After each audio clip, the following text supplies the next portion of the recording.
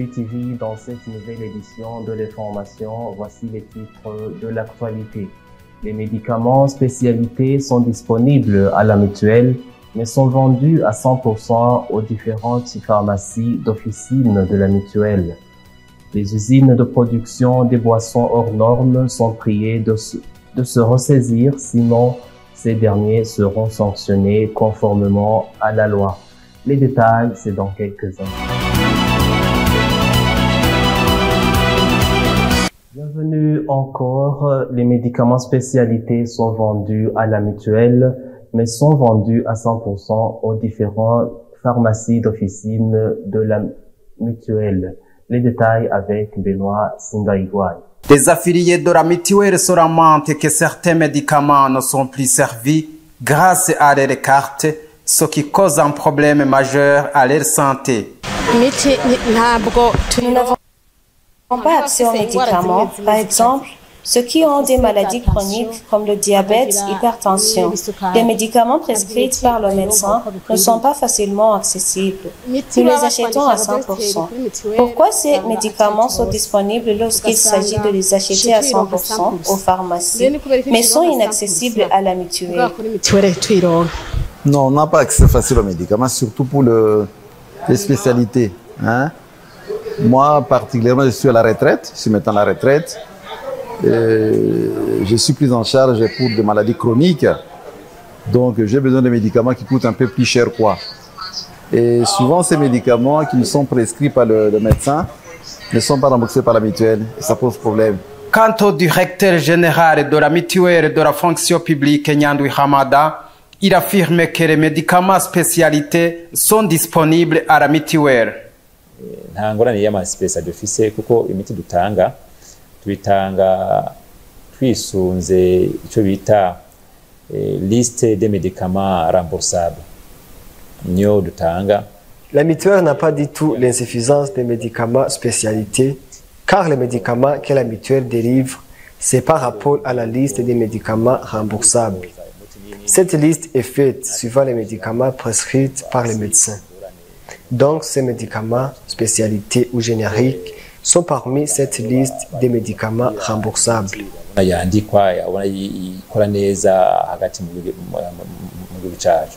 Rero izo spécialité n'izindi bavuga médicaments génériques byose biba birimo muri iyo liste des médicaments remboursables. Vous saurez que ces médicaments spécialités devraient s'acheter grâce à la carte mutuelle, mais sont vendus à 100% aux différentes officines de la mutuelle.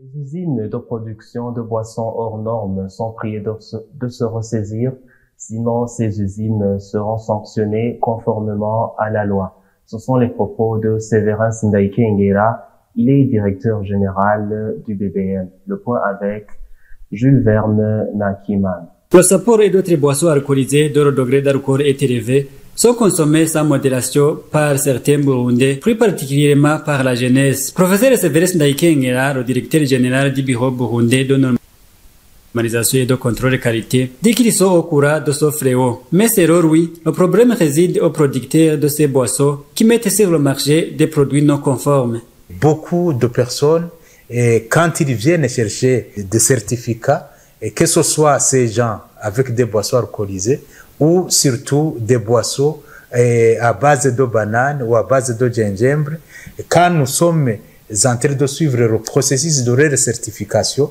on trouve que vraiment les paramètres analysés, surtout le taux d'alcool, est conforme. Ça se trouve dans les normes. Mais après, il change. Alors, puisque ce qu'on nous dit ici au pays, les consommateurs de ces boissons aiment des boissons qui ont un taux d'alcool plus élevé. C'est pourquoi ces gens qui n'ont pas la culture et qualité là, ils vont à côté du produit qui est homologué par le BBN, ils vont mettre d'autres produits plus alcoolisés au marché que nous ne connaissons même pas. Professeur Severus Ndaïké Nguera lance un appel vibrant à la population burundaise et aux propriétaires de ces usines de production. Ces transformateurs, on les appelle à être sensibles à la culture et qualité.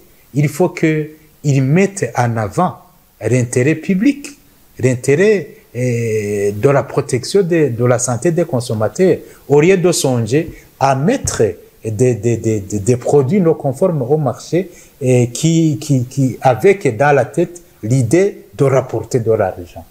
Et aux consommateurs, vraiment, si nos consommateurs connaissaient vraiment cette notion de la promotion ou de la culture de qualité, quand ils entendent que nous sommes en train de faire appel à ces produits nuisibles à la santé des consommateurs, je pense que si vraiment ils étaient pris par, n'est-ce pas, cette notion de culture de qualité, ils devraient de soi abandonner de consommer ces produits qui sont nocifs.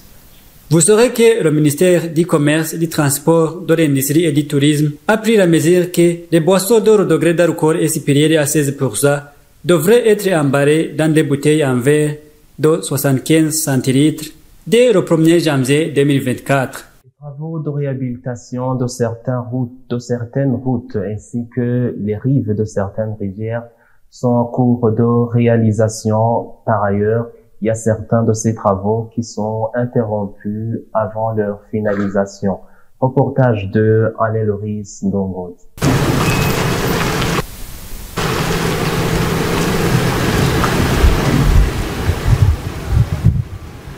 Vu qu'il y a beaucoup de routes qui sont impraticables en mairie de Bujumbura, mais aussi à l'intérieur du pays, l'agence routière du Burundi est en train d'exécuter depuis un certain moment des travaux de réhabilitation de certaines routes ainsi que de certaines rives et des rivières afin d'assurer la protection des routes passant à côté de ces rives. Comme on peut le remarquer, il y a là où les travaux sont déjà achevés, là où les travaux sont toujours en cours, mais il y a aussi des endroits où les travaux ont été arrêtés avant leur finalisation. L'exemple typique est celui de l'avenue Nyangoni, une route située dans le quartier Mutangasid, près du marché, connu sous le nom de Kabasazi. Depuis l'arrêt des travaux sur cette route, l'effondrement de cette dernière ne cesse de menacer les habitations environnantes suite au débordement de l'eau de la rivière Nahangwa. Les tas de pierres qui étaient mis en place pour stabiliser l'effondrement sont aussi effondrés. Même les carrières qui étaient collectés afin d'être utilisés dans la réhabilitation de cette route commencent à être emportés par l'eau de pluie. Concernant ces travaux exécutés par l'agence routière du Burundi, mais qui s'arrêtent avant la finalisation,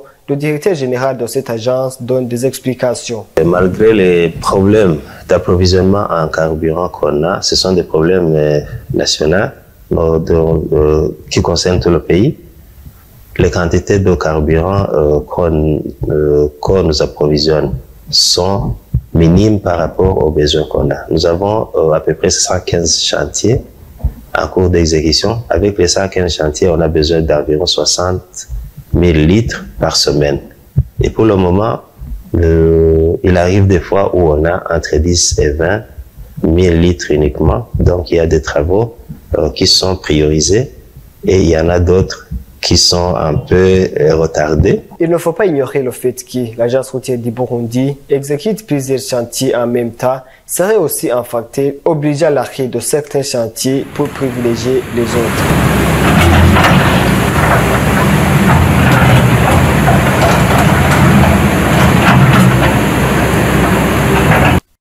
Servant à faire la propreté dans les différentes routes en mairie de Bujumbura devraient être disponibles pour atteindre le projet zéro déchet.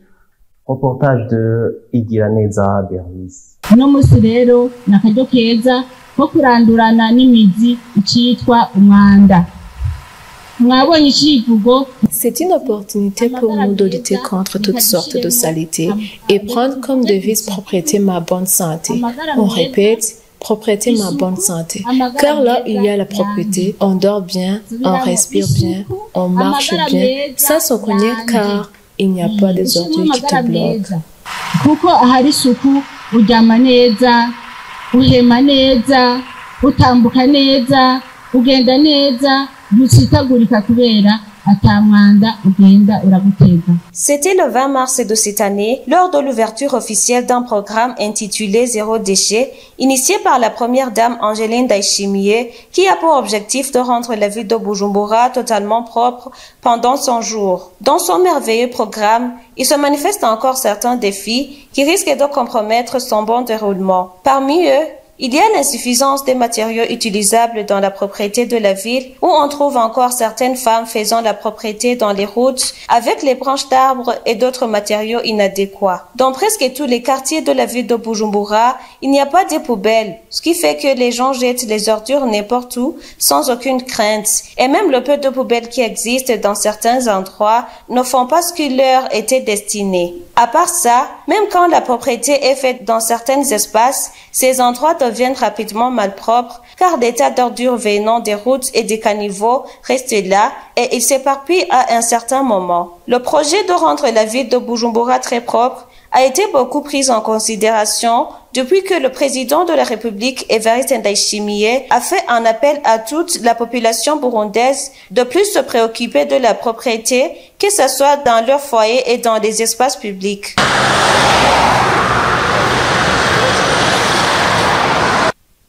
Chacun peut être expert dans son domaine. Tu peux être expert en toute analytique. Tu sais qui sera la prochaine star de la saison. Tu peux être expert de tous les matchs. Tu es un expert en statistiques ou en opinion des autres. OneXBet t'aidera à démontrer ton expertise. Exprime-toi. Tu es l'expert. En mars, seulement avec Canal+. Je vois des choses que les autres ne voient pas. Oh, que c'est chaud! On en était sûr que ça allait mal se passer! Qui veut être avec le célibataire le plus séduisant? Elles vont toutes se jeter sur lui. Toute cette générosité, je peux le ressentir. 30 jours de festivités, 30 jours de spiritualité. Soyez éblouissants. Cinéma, sport, séries, documentaires et grands spectacles. 100% de toutes vos envies avec Canal+. Hello, can you have Blaugrana Crew, please? Blaugrana Crew! Blaugrana Crew! Blaugrana Crew!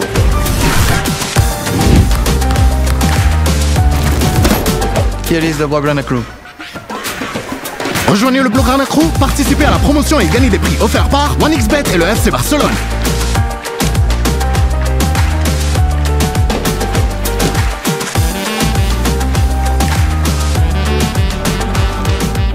À présent, je vous propose de suivre l'actualité internationale.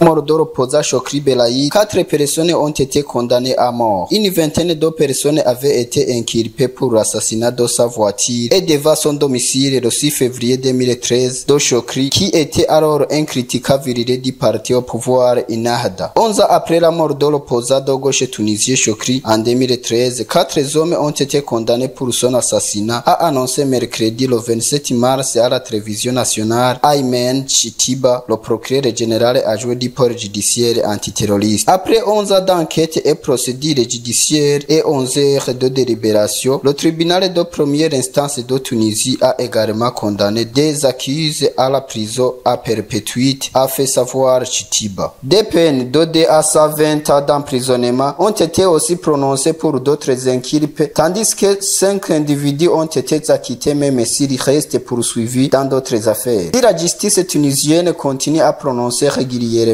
des condamnations à la peine capitale, notamment des affaires de terrorisme et moratoire à appliquer de facto depuis 1991. Nous poursuivons l'actualité internationale aux États-Unis d'Amérique, où un navire cargo a perdu contrôle et a percuté un des piliers dans n'importe quoi à Baltimore tôt le mardi, détruisant la trave en quelques secondes et l'édifice s'est écroulé. Un spectacle terrifiant qui pourrait perturber le trafic maritime dans le secteur pendant au moins 6 mois. 6 personnes étaient portées disparues et présumées mortes. Les responsables de la police locale ont suspendu les recherches de survivants mardi soir. L'équipage du navire avait mis un appel de détresse quelques minutes avant l'impact sur le pont Francis Scott Key, permettant aux autorités de limiter la circulation des véhicules sur la trave, a déclaré Westmore, le gouverneur de Maryland. Alors que le navire se dirige à vive allure vers le pont, les autorités ont eu de justesse le tenta d'arrêter le véhicule. L'accident s'est produit au milieu de la nuit, bien avant le grand flux du trafic du petit matin. Ce pont a été emprunté par moins 12 millions de véhicules l'année dernière. Les 6 personnes disparues faisaient partie d'une équipe de construction chargée de remblayer les nids de poules sur le pont, a déclaré le secrétaire d'État au transport. Un cadre supérieur de l'entreprise qui employait les travailleurs a également déclaré dans l'après-midi que les travailleurs étaient présumés morts compte tenu de la profondeur de l'eau et du temps écoulé.